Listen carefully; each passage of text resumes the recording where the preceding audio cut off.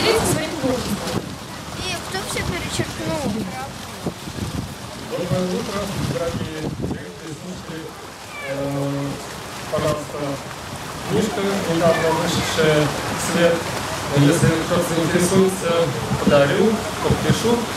Мой дед живет еще до войны в Пушкинском районе и в усадьбе на даче, где он жил, в Златино. С ними жил его дядя Адриан Ермолаев, который оформлял книжки, Тимур, его команда, Гайдара.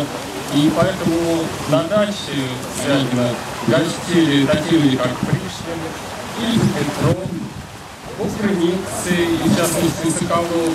Именно он, его участие и повлияло на моего деда, и он стал профессиональным художником. Потеряв на войне правую руку, он не спал в депрессии.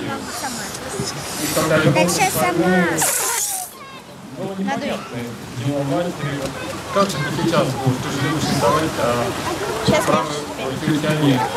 Он сказал, еще у меня есть еще одна.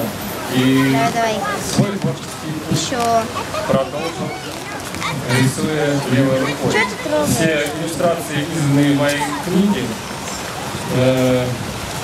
нарисованы моим дедом левой рукой.